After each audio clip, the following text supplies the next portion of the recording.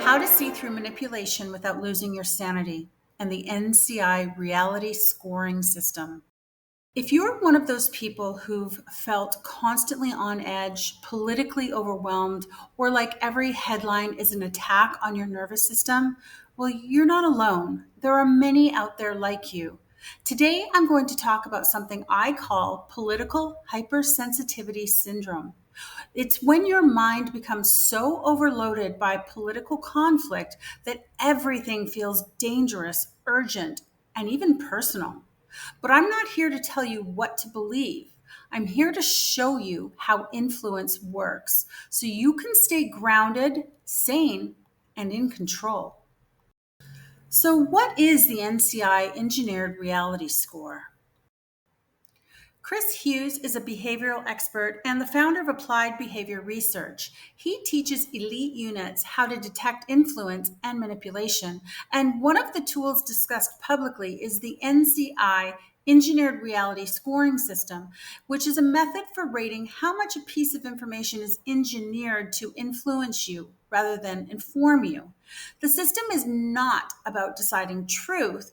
It's about detecting how much the message is designed to steer your emotions, attention, and decisions. This protects you from propaganda, foreign, domestic, corporate, even social media driven, without making you distrust everything. The NCI scoring instructions are based on 0 to 100, with 1 being not present and 5 being overwhelmingly present. If you want to check out a few things on your own and see where they rate on the NCI scoring, then I'm going to include the link down below in the description for a PDF so you can check out for yourself. Okay, so now let's look at the 20-point NCI score. First, they look at emotional triggering. Does the message try to make you angry, afraid, proud, or ashamed instead of thoughtful? Urgency pressure. Is it telling you that you must act right now? Simplified villains or heroes. Are complex issues reduced to simply good guys versus bad guys? Then we come to repetition. Do you keep hearing the same phrase across multiple platforms over and over ad nauseum? Then we have identity targeting. Does it appeal to your political tribe, religion, gender, or nationality? Next up, moral absolutism. Does it imply that disagreement makes you immoral or even stupid? Then we have exclusion of alternatives. Are other viewpoints completely ignored or framed as evil? Next up, emotional images. Are visuals chosen to bypass logic? Manufactured consensus. Does it say everyone knows or experts agree without actually providing any sourcing? Anecdotes as proof. Does one emotional story replace actual data? Then we come to selective facts. Is the information technically true but missing a lot of context? Authority dropping. Are institutions or titles used to silence doubt? Loaded language. Words like attack, war, traitor, or crisis used excessively. Black and white framing. No nuance, no gray area, just extremes. Psychological distance. Does it dehumanize a group or simplify them? Fear of social punishment. Does it imply you'll be shamed for questioning? Reframing. Are inconvenient facts respun into a new emotional angle? Algorithmic amplification. Is it the type of content social media boosts because it triggers outrage? Then there's monetary incentives. Could outrage fuel donations, clicks, or even sales? And number 20, inconsistency with known facts. Does the message contradict reliable, verifiable information? The higher the score, the more engineered the message is for manipulation rather than for clarity. The final score will range between 0 and 100, and it's interpreted as follows. 0 to 25 is a low likelihood of a PSYOP. 26 to 50 is a moderate likelihood. Look a little deeper. 51 to 75 is a very strong likelihood. Manipulation is extremely likely. And 76 to 100 is an overwhelming sign of a PSYOP. Okay, so let's look at a real world case where engineered messaging influenced an entire country and the world. In 1990, before the first Gulf War, a 15-year-old Kuwaiti girl named Nairia testified before the U.S. Congress that Iraqi soldiers had removed babies from incubators in Kuwait. The story generated massive emotional reaction and political support for military intervention. Years later, journalists discovered the testimony had been organized by a major public relations firm working with the Kuwaiti government in exile. The emotional impact was real. The story itself was not. This doesn't mean every emotional claim is false. It means emotional claims deserve claim verification, especially when they are used to justify large political decisions. Thank you very much. Our final witness is also using an assumed name, and again we ask our friends in the media to respect the need for her to protect her family. And we finally call on Naira to testify. Mr. Chairman and members of the committee, my name is Naira, and I just came out of Kuwait.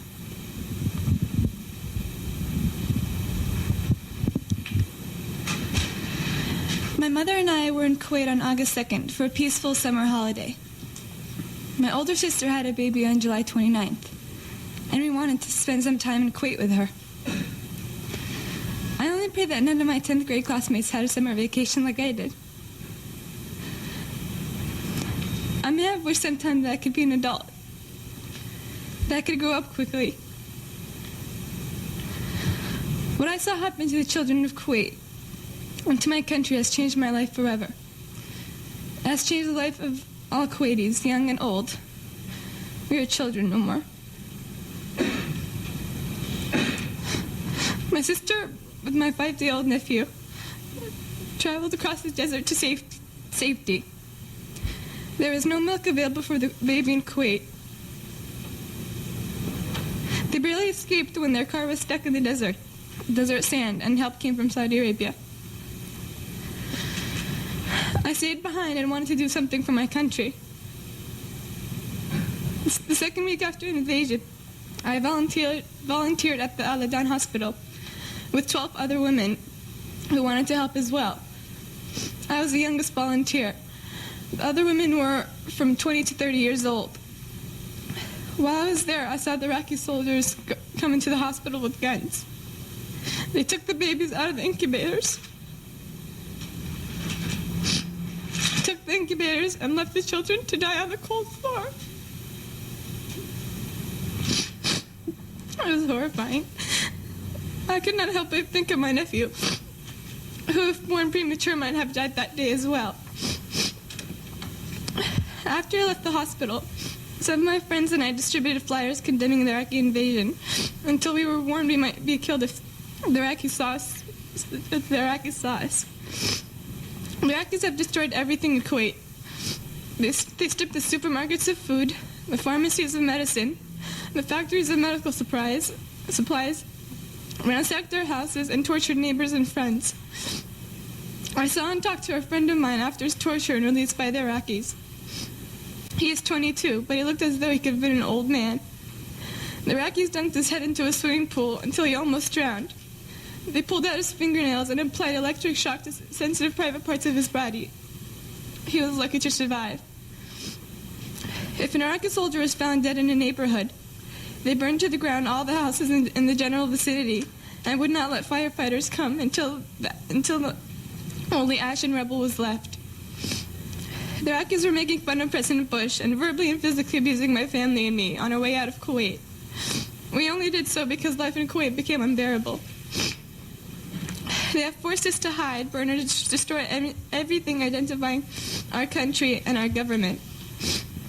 I want to emphasize that Kuwait is our mother and the Emir our father. We repeated this on the roofs of our houses in Kuwait until the Iraqis began shooting at us. And we shall repeat it again.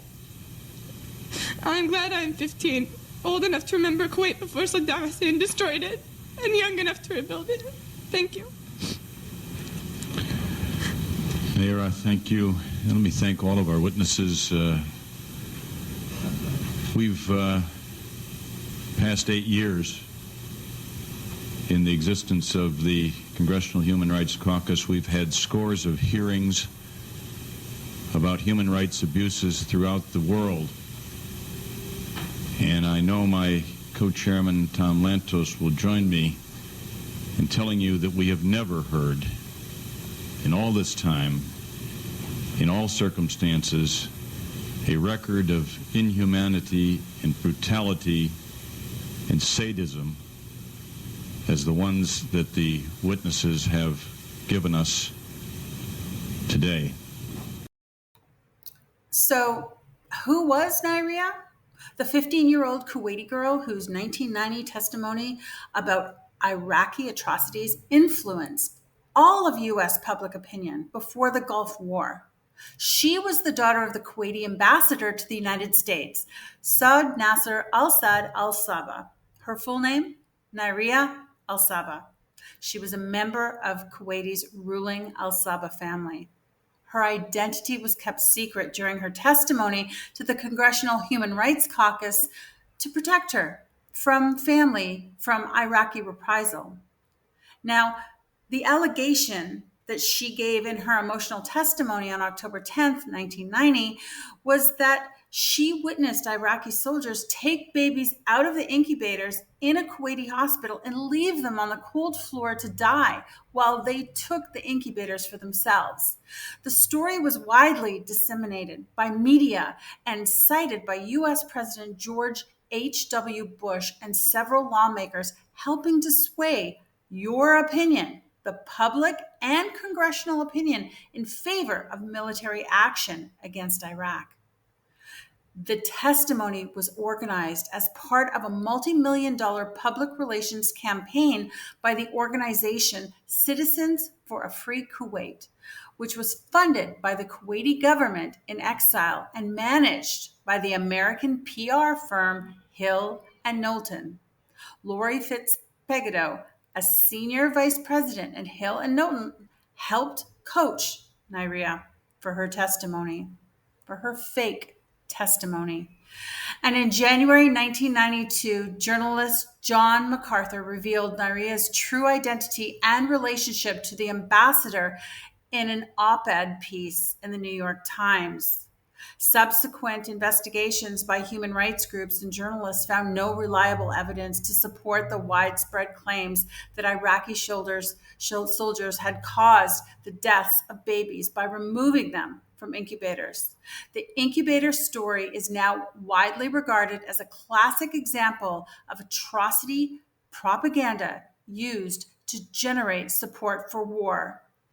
And we also all know now there were no weapons of mass destruction either. You see, what we see on the news and what we hear from governments and large corporations is often crafted with more than information in mind. Modern communication teams understand how human attention works, and they design messages to create specific emotional reactions. News outlets highlight dramatic conflict because fear and outrage keep us watching. Governments frame issues to build public support or reduce panic. Corporations use storytelling, urgency, and identity-based marketing to influence our choices and brand loyalty. Now, this doesn't necessarily mean the information is false, but it means the presentation is engineered psychologically. Words, images, music, and repetition are all chosen because they trigger emotional circuits that guide our behavior. Recognizing these influence techniques doesn't require cynicism. It simply gives you the power to pause, breathe, and think clearly before reacting.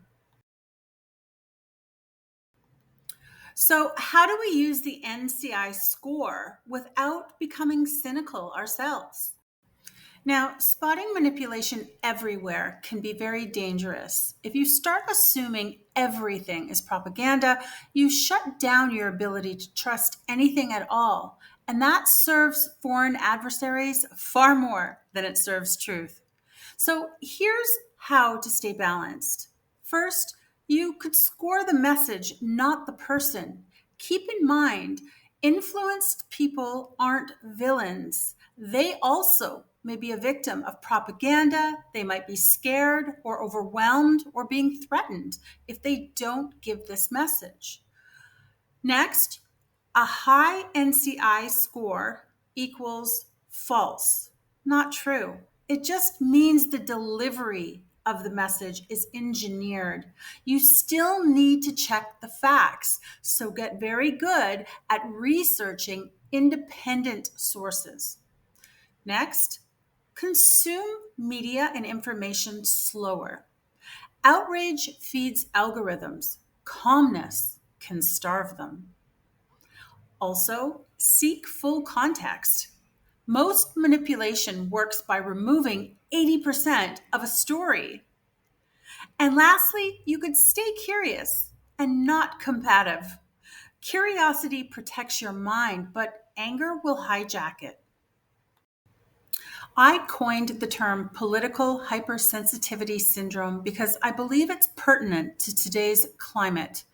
Now, it doesn't mean that you're weak. It means your mind is trying to process more conflict, emotion, and noise than any human nervous system is built for. Learning how influence works doesn't make you paranoid, it makes you free. Your job isn't to shut out the world, your job is to stay steady in it. Now, along with the NCI reality scoring system, I'm going to provide you with a few tools to help you stay grounded and avoid manipulation. First, pause and breathe. Before reacting to anything, especially emotionally charged news or conversations, pause for a few seconds to breathe deeply. This will help reset your nervous system and prevent knee-jerk reactions driven by fear or anger. Second, check your emotional response. If something triggers a strong emotional reaction, like anger, fear, etc., ask yourself, why do I feel this way? Often, emotional responses are signals of manipulation. If the message feels too emotional, slow down and examine the facts. And number three, fact check before sharing. Verify information from multiple trusted independent sources before accepting it as truth or sharing it. Fact checking is extremely important because it's not simply typing things into the search bar. It's a skill that takes awareness, patience, and an understanding of how propaganda works. When you verify information, you're not just looking for a yes or a no, you're looking for patterns of bias, financial incentives, and selective storytelling. High quality fact checking means checking who is making the claim, what evidence they provide, and how they're presenting it. Reliable sources cite primary documents, they provide data, show methodology, and avoid emotional language. Biased or sponsored sources often hide their funding. They cherry pick information or they'll frame facts to push a specific narrative. Now, one way to avoid falling into more lies while fact checking is to cross reference multiple independent sources, especially ones that don't share the same political or financial interests. Look for original studies, official documents, and direct quotes instead of summaries or viral posts. If something is emotionally explosive, vague, or impossible to trace back to a primary source, treat it as unreliable until proven otherwise. Fact checking isn't about confirming what you already believe, it's about slowing down, following the evidence, and being humble enough to change your mind when the facts point in a different direction.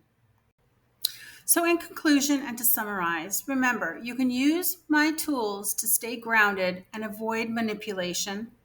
You also want to use the NCI scoring system, which you can apply this system, as discussed earlier, to assess if a message is designed to manipulate your feelings rather than to inform you, looking for things like urgency, repetition, and emotional triggers. And if you notice these, take a step back and critically evaluate the message. And also, please limit your consumption. Set boundaries on how much time you spend consuming news and social media. Constant exposure to emotionally charged content increases stress and makes you more vulnerable to manipulation. So choose specific times to check the news or engage online and balance it with offline activities to stay mentally and emotionally healthy. If you found this video useful, please comment below and let me know, and share it with someone who may feel overwhelmed, because sometimes the most radical act today is staying calm. Thank you so much for watching. I'll see you next time.